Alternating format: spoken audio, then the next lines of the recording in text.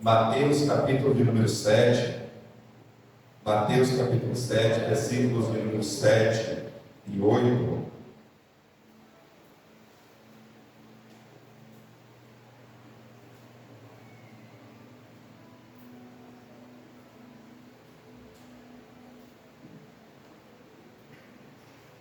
Mateus capítulo 7, versículo de número 7 a 8. Aleluias. Gostaria também de falar aos irmãos que eu li todas as mensagens do WhatsApp, guardei todas em meu coração com muito carinho. Muito obrigado, irmãos, por todo o amor. Diz assim a palavra do Senhor. Mateus capítulo 7, versículos de número 7 e 8. Peçam e lhes será dado. Busquem e encontrarão. Batam e a porta lhes será aberta. Pois todo aquele que pede, recebe. Todo aquele que busca, encontra. E todo aquele que bate, a porta lhe será aberta. Senhor, meu Deus Todo-Poderoso, louvado, engrandecido, santificado és o Deus Santo, Santo, Santo, Santo, Santíssimo nome. Senhor, muito obrigado por este dia, que a tua presença é real no nosso meio, Pai. Eu te louvo pela vida do nosso irmão Josué. O Senhor falou através da vida do teu servo. Eu te louvo por cada apresentação, por cada momento, Senhor Deus, aqui no teu altar. Eu te louvo por este ministério de louvor que o Senhor colocou nesta casa, que o Senhor abençoe a vida de cada um dos teus servos, ó Pai. Senhor, eu também te peço que em nome de Jesus o Senhor fale ao coração dos teus filhos através da tua palavra, Deus. Porque ela, Senhor Deus, ela nos transforma, Pai. Ela nos muda, ela nos completa, ela nos sacia. É a tua palavra quem nos convence. Louvado seja o teu nome, hoje e para todo sempre. Amém. E graças a Deus, os irmãos podem se acertar em nome de Jesus. Meus queridos e amados irmãos, sempre que nós oramos, e nós estamos vindo de uma semana de oração em que nós nos reunimos aqui todos os dias, 1 hora para orar ao Senhor. Então, sempre que nós oramos, nós pedimos, porque nós confiamos, mas nós também criamos a expectativa de recebermos de Deus. Nós também criamos em nossos corações a esperança de que Deus vai falar conosco, e de que Deus vai mudar alguma coisa, de que Deus vai transformar alguma coisa, de que Deus vai mudar alguma coisa. Muitas vezes nós até ignoramos ou passamos por cima da onisciência de Deus. Nós precisamos entender, nós precisamos ter o conhecimento de que Deus, Ele sabe de todas as coisas, de que todas as coisas estão no controle do nosso Deus. E muitas vezes nós nos perguntamos por que é que nós não somos atendidos. Por que é que nós recebemos negativas de Deus? Por que é que Deus muitas vezes não fala aos nossos corações? Por que é que Deus muitas vezes não atende os nossos pedidos de oração? E muitas vezes nesses questionamentos, nós precisamos ter cuidado para nós não ofendermos a Deus. Eu chamo a atenção dos irmãos para o livro de Jó, em que a gente vai ler ali 40 e poucos capítulos do livro de Jó. E a gente vai ver que Jó, em alguns momentos, ele tem um embate com o Senhor. E aquele diálogo ainda tem mais 3 pessoas. E no final de tudo, de dia de angústia, dias de oração, dias de questionamento, Deus vai dizer que Jó em momento nenhum o ofendeu. Jó em momento nenhum foi leviano nas palavras ao Senhor. E quando nós lemos o livro de Jó, se nós observarmos de uma perspectiva humana, mas aparentemente podemos entender que os amigos de Jó que estavam ali também questionando, não cometeram nenhum crime contra Deus. Eles estavam questionando e afirmando, em alguns momentos até, no nosso pensamento humano, nós vamos entender que eles estão do lado de Deus contra Jó. Perguntando qual foi o pecado de Jó, porque o judeu ele entendia que se alguma coisa aconteceu com alguém foi devido ao pecado daquela pessoa. Muitas vezes o entendimento vai até além. Aconteceu comigo porque meu pai pecou, ou meu avô pecou, e Deus está cobrando agora. E os questionamentos que foram levantados ali pelos amigos de Jó foram exatamente esse. Jó, o que foi que você fez? Qual foi o seu pecado? Qual foi o seu erro? E no meio de todo aquele embate, no meio de todos aqueles questionamentos, Jó se defendendo, e às vezes parece que Jó está agredindo a Deus. Mas no final de toda aquela conversa, o Senhor Deus ele vai dizer que Jó não cometeu falta alguma contra ele. E que Deus só aceitaria o perdão dos 3 amigos de Jó, se o pedido viesse da parte do próprio Jó. Então, irmãos, o que isso tem a ver conosco nos dias de hoje? Muitas vezes nós oramos a Deus e nós cobramos, e nós exigimos alguma coisa de Deus, e nós achamos que nós estamos certos, e nós esquecemos que a posição de Deus em tudo isso é que Ele é o Senhor, é que Ele está no comando, é que Ele está no controle, e que nós somos criaturas criadas por Ele, mas que só nos colocamos na posição de filho quando nós estamos em Jesus Cristo, quando nós estamos debaixo da unção de Jesus. Eu, quando falo de oração, eu me lembro de uma frase de um grande avivalista do Reino Unido chamado John Wesley, que ele vai dizer assim: a oração é o oxigênio da alma. Da mesma forma que nós precisamos treinar o nosso corpo através de um exercício físico, através de uma dieta alimentar, para nós termos um coração saudável, um coração forte. Também nós precisamos alimentar o nosso espírito, a nossa alma, com coisas espirituais vindo da parte de Deus, e a forma de nós nos alimentarmos de uma maneira completa, porque nós viemos à igreja, nós ouvimos um louvor, é muito bom, nos faz bem, nós ouvimos uma palavra, também é excelente, é a palavra que transforma o homem, e o caminho da caminhada cristã é essa mesmo.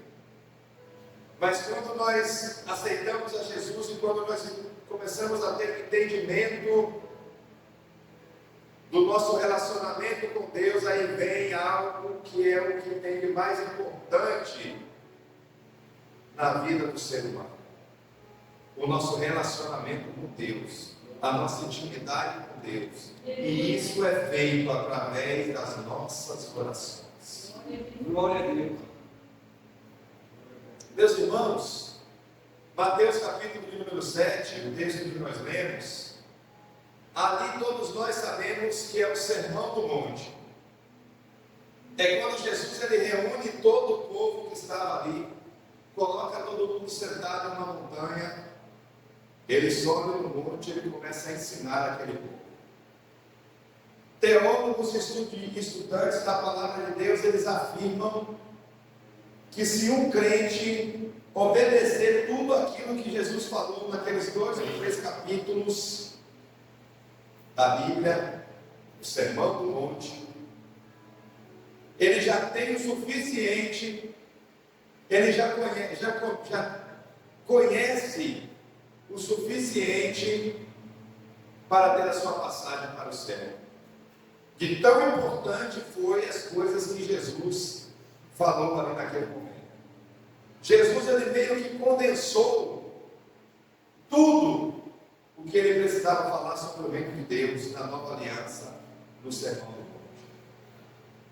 Jesus ali, quando ele está no Sermão do Monte, é como se ele colocasse o povo e dissesse assim para o povo: olha, de agora em diante nós vamos agir dessa forma. De agora em diante vai ser assim. De agora em diante o nosso proceder vai ser esse. E aí Jesus, ele começa a ensinar o povo e começa a falar sobre o que Deus está esperando do seu povo a partir daquele momento da nova aliança de Jesus Cristo. E 2 versículos nós lemos aqui nesta noite, importantíssimos, que diz assim: peça e lhe será dado, busque e encontrarão, batam e a porta se abrirá. Irmãos, observe que quando nós vamos para a língua portuguesa, nós vamos entender que ali são 3 verbos. E todos nós sabemos que verbo é algo que nos leva a agir. Verbo tem a ver com ação. Então nós vamos ver que Jesus está dizendo assim, ó: tomem a ação de pedir, peçam, buscam, batam. São coisas que nós precisamos fazer. São coisas que ninguém faz por nenhum de nós. A ação de pedir, a ação de buscar, a ação de bater. Precisamos sair da inércia e partir para a ação, para a busca. Se eu peço, eu ganho. Se eu busco, se eu vou em busca, eu acho. Se eu bato, a porta se abre. A vida do crente é mais ou menos por aí. Precisamos agir. Precisamos ter ação. Precisamos ter a convicção de que nós estamos pedindo, buscando e batendo. E muitas vezes, meus irmãos, minhas irmãs, nós precisamos ser insistentes naquilo que nós estamos buscando. Muitas vezes nós precisamos permanecer, insistir. A palavra do Senhor, em determinado momento, ela vai falar que algumas vezes nós vamos ter que tomar a força no mundo espiritual.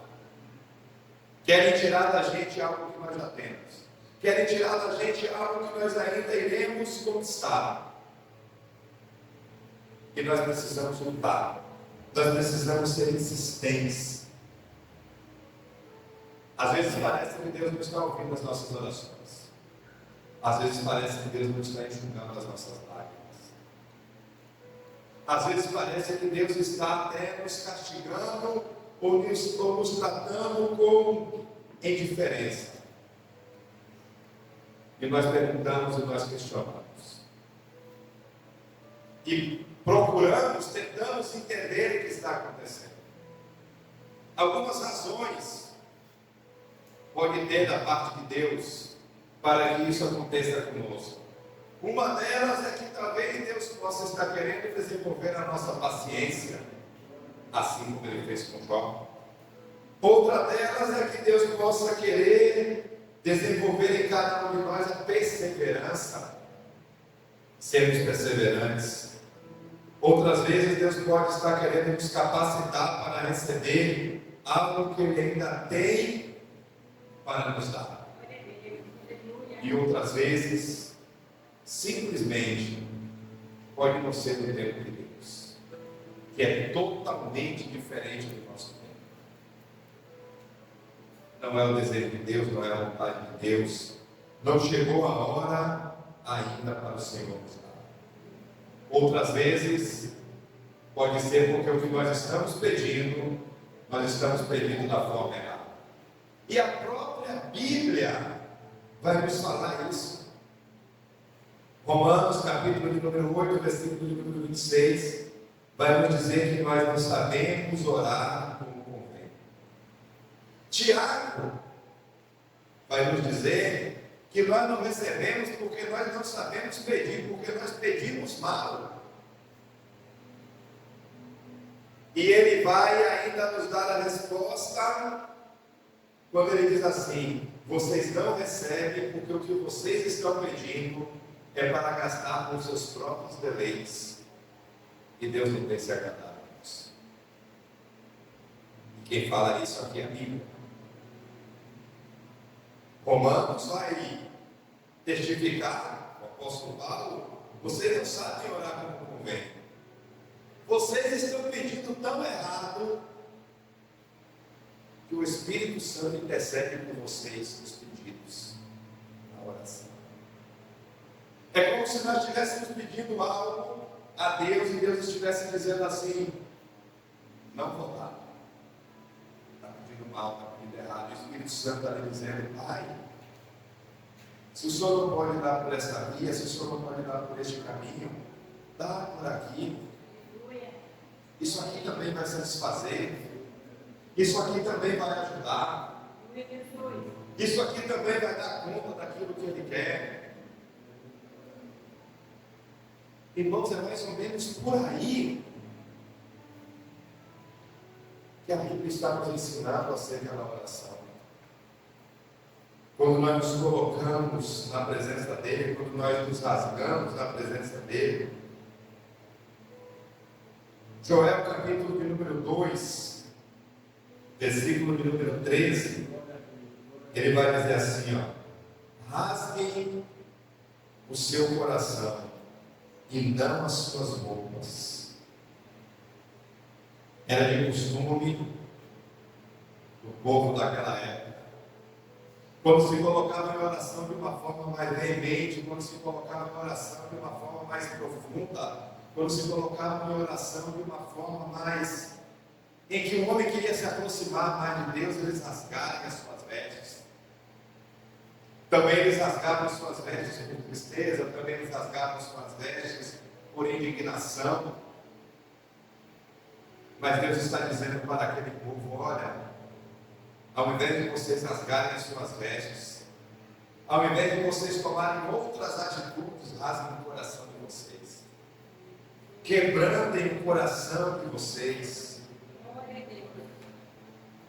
Dentro dessa perspectiva, dentro desse olhar, rasgar os nossos corações significa nos colocarmos na presença dEle, nos ajoelharmos mais na presença dEle, nos dobrarmos mais na presença dEle, clamar mais a Ele com a ideia em nossas mentes de que: Senhor, faça a tua vontade na minha vida. Qual é a tua vontade na minha vida, Senhor? Porque muitas vezes nós pedimos, mas esquecemos de perguntar a Deus se o que nós queremos é a vontade dEle para as nossas vidas, irmãos. O dia que eu orei ao Senhor e falei: Senhor, faça a tua vontade na minha vida, Deus me trouxe para cá. Aleluia. Será que a vontade do pastor Diogo ela está aqui no início de todas as coisas? Mas quando a gente ora e fala assim: Senhor, me mostra qual é a tua vontade, o que é que o Senhor quer, me direciona a minha família, me direciona na criação dos meus filhos, me direciona no meu trabalho, me direciona na minha escola, na minha faculdade, no ambiente em que eu estou. Irmãos, aí Deus ele começa a mostrar, as coisas começam a se abrir. Porque a gente vai andar de acordo com a vontade dEle. Muitas vezes, na maioria das vezes, a nossa vontade não está sincronizada com a vontade de Deus. Muitas vezes a nossa vontade não está dentro da vontade daquilo que Deus tem para cada um de nós no dia de hoje. Na nossa cultura hoje, naquilo que nós entendemos como crentes do que é relacionamento com Deus, é algo totalmente diferente da forma que o povo judeu se relacionava com Deus. É algo totalmente diferente dos nossos primeiros irmãos cristãos, que se reuniam nas casas dos outros, que se reuniam nas cavernas para não serem mortos.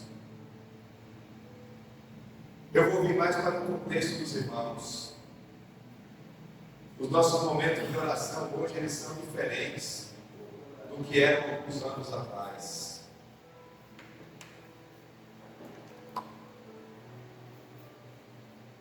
As pessoas não querem mais se relacionar em oração.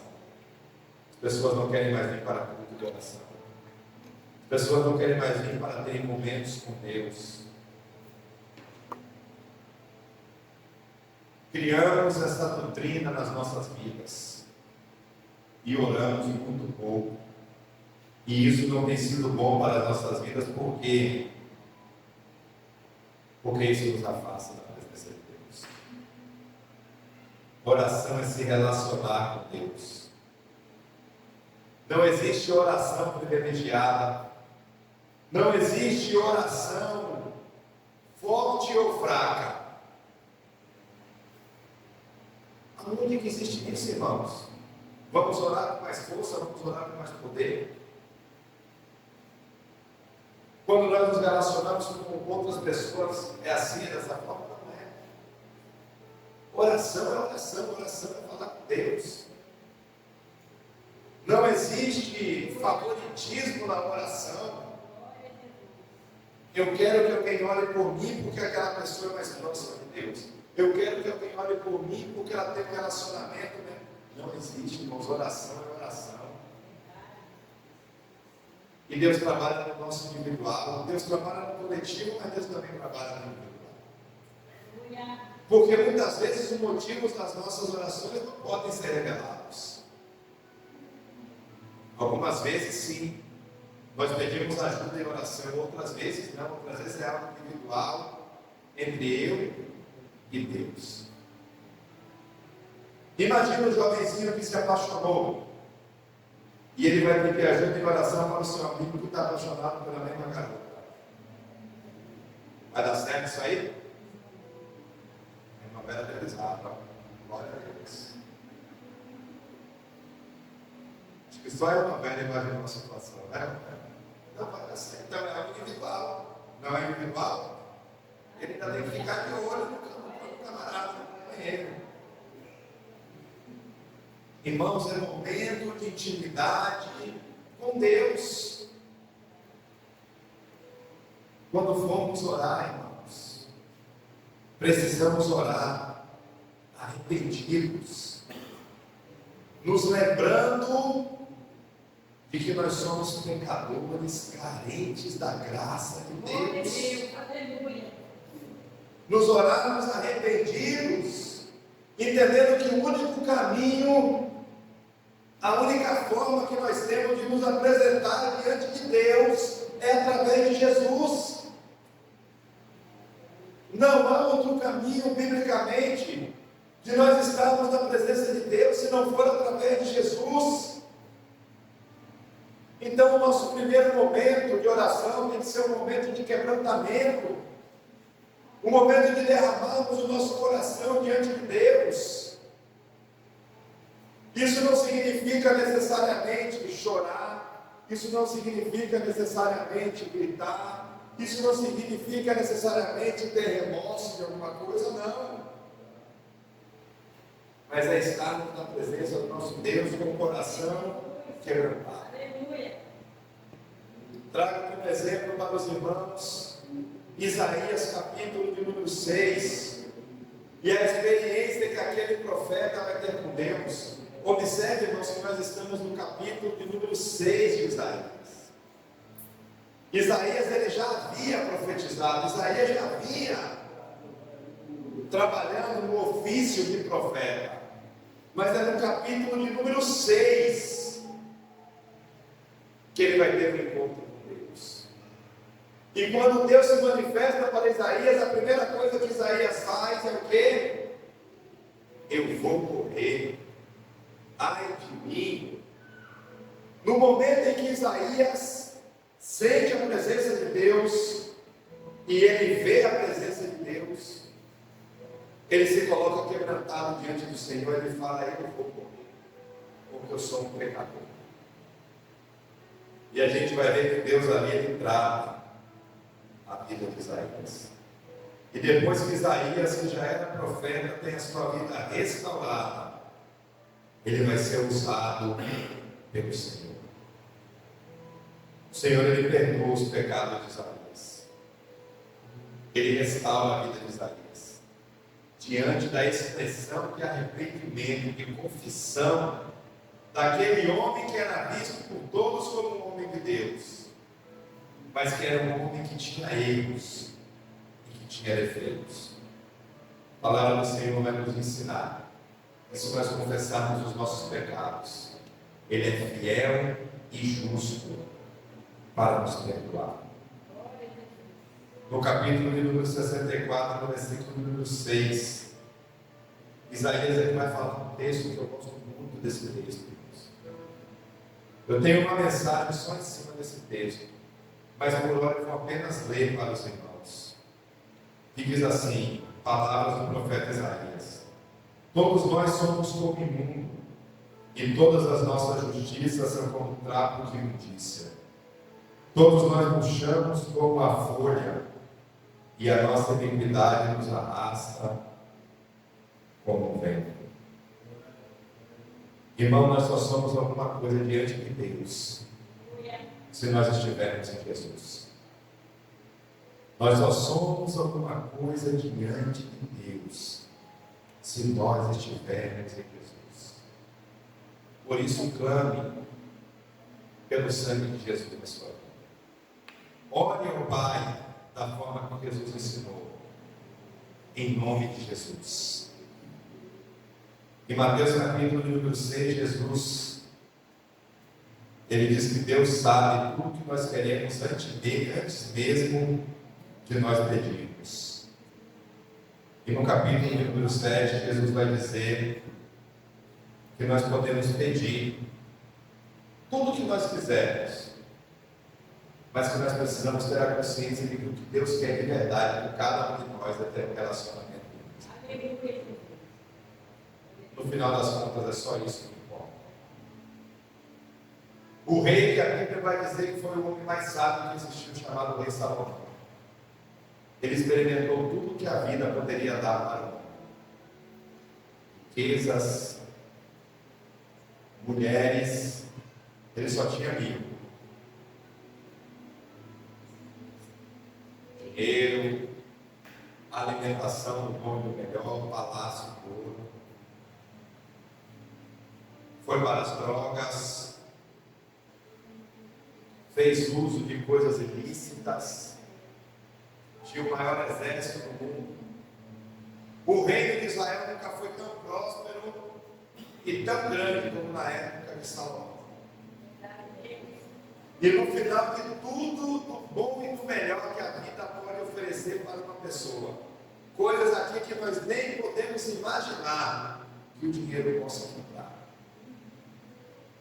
Aquele homem sábio, ele vai dizer que tudo isso é algo que nós chamamos de vaidade, e que nada pode completar o homem se não for a presença de Deus em nossas vidas. Irmãos, para nós finalizarmos esta palavra, eu vou convidar os irmãos para nós estarmos orando. Eu gostaria de dizer para os irmãos que outra coisa que nós temos que nos atentar quando nós estamos orando é que nós precisamos orar de acordo com aquilo que está na palavra de Deus.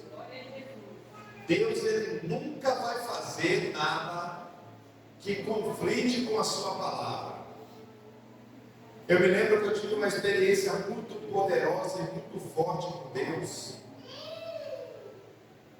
que quando eu trabalhava em uma empresa e eu estava aspirando para subir de posição naquela empresa, para ser promovido naquela empresa, E do nada, uma pessoa que estava acima de mim, que era minha supervisora, e que era minha amiga, e que conversava muito comigo, começou a me perseguir e a me maltratar. E eu comecei a orar. Foi um período que eu estava bem na igreja, estava firme na igreja, estava fervoroso na igreja. E eu comecei a orar, e eu me lembro de uma vez eu orando, para que Deus me livrasse daquela situação ali. Eu falei assim, Senhor, tira essa pessoa da empresa, porque eu não estou fazendo nada de errado. Eu faço o meu trabalho correto.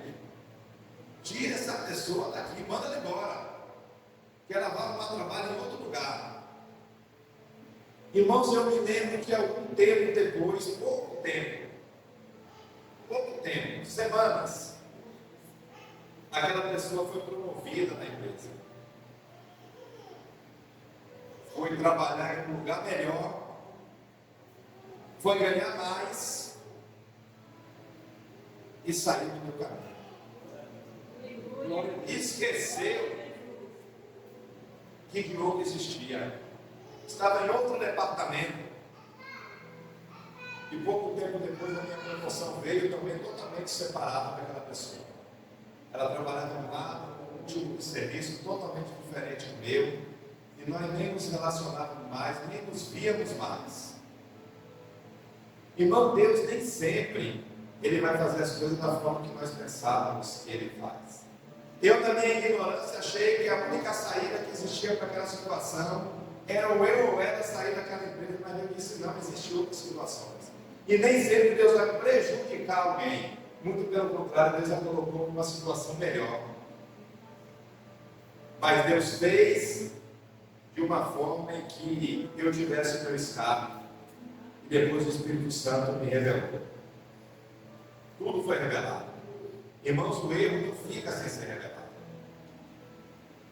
Deus me revelou e me mostrou toda aquela situação. Eu me lembro que no livro de Esdras, quando ele vai fazer uma oração, ele conta a Deus toda a sua história. Ele faz um relatório para Deus da vida dele. Neemias também não vai ser diferente, eu comentei isso aqui na quarta-feira. Neemias, no capítulo de número 9, ele reúne todo o povo, e ele chama o povo para orar. E ele começa a oração dele dizendo assim, Neemias capítulo 9, a partir do versículo de número 6. Só tu és Senhor, fizeste o céu do céu e todo o seu exército, a terra e tudo que nele há, os mares e tudo que há neles, tu conserva todos com vida e o exército dos céus te adora. Quando nós analisamos a oração de Neemias e nós analisamos o Pai Nosso, a gente vai ver que Neemias, ele está totalmente dentro do contexto daquilo que Jesus nos ensinou que era a oração que nós deveríamos fazer. Neemias, ele começa aqui adorando ao Senhor, engrandecendo o nome do Senhor. Aí no versículo 7 ele vai dizer assim, tu és Senhor, o Deus que escolhestes Abraão e o tiraste de Ur dos Caldeus e lhes puseste por nome Abraão. E depois os irmãos podem continuar a leitura, porque Neemias ele vai contar toda a história daquele povo a partir de Abraão para Deus. Como eles estavam no Egito, como eles foram libertos do Egito. Deus vai contar tudo, irmãos, é isso que nós devemos fazer quando nós estamos em oração. Contar a nossa vida para Deus. Pastor, mas Deus não sabe de tudo, sabe, mas Ele quer ouvir de você. Porque Ele quer se relacionar com você. Ele quer ter um momento com você. Ele anseia por isso. Então, no seu momento de oração, você conta a sua dificuldade para Ele. Senhor, eu tenho um vício, eu não consigo largar esse vício. O Senhor sabe. O Senhor sabe quando começou e Ele começa a contar para Ele. Agora, Deus, eu quero te dizer uma coisa, eu não consigo largar, me ajuda. E aí você está fazendo o quê? Pedindo. E a Bíblia fala que se você pedir, Ele vai lhe dar. Batendo na porta, convidando Ele para entrar, chamando Ele para entrar. E a Bíblia fala que se você bater na porta, Ele entrará e será.